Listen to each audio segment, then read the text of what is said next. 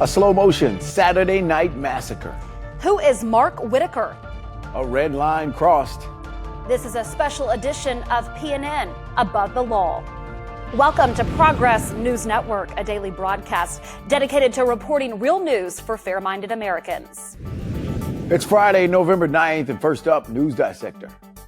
As expected, Jeff Sessions is out. Trump has told Democrats he's ready to go to war against them, especially regarding the future of special counsel Robert Mueller.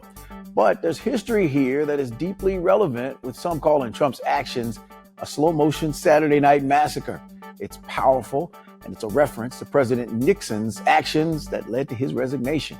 Back in 1973, Special Prosecutor Archibald Cox issued a subpoena to Nixon asking for copies of taped conversations recorded in the Oval Office. Nixon ordered his attorney, Elliot Richardson, to fire Cox. Richardson resigned, and so Nixon ordered the deputy AG to fire Cox, and he resigned. These actions eventually led the charge of obstruction of justice, which the House of Representatives cited in their letter of impeachment.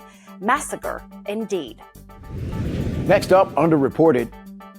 With Sessions out, focus turns to his now former chief of staff, Matthew Whitaker, who has been named as the acting attorney general. Whitaker is hardly impartial to this matter. In 2017, Whitaker wrote that Mueller's investigation of Trump is going too far. He argued that Mr. Mueller overstepped the boundaries of his inquiry when he began looking into Trump's family's finances. He called this, quote, a red line, and that Mueller's investigation was, quote, a witch hunt. Senator Chuck Schumer said that if Whitaker was to kill Mueller's investigation, it would be a constitutional crisis. Even Fox News chief legal analyst Judge Andrew Napolitano said Trump has, quote, chosen someone who does not qualify under the law to be the acting attorney general of the United States, unquote.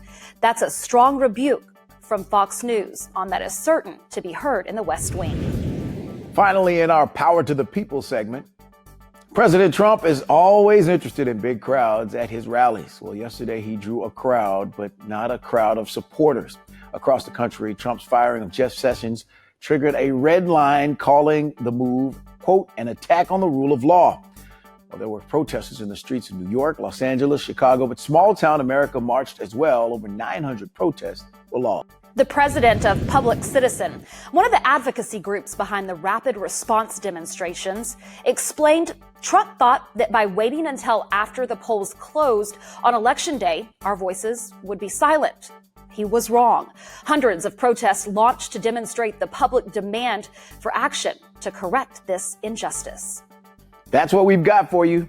Thanks for watching PNN. We always like hearing from you, so please comment, share, and like us on Facebook. Have a good weekend.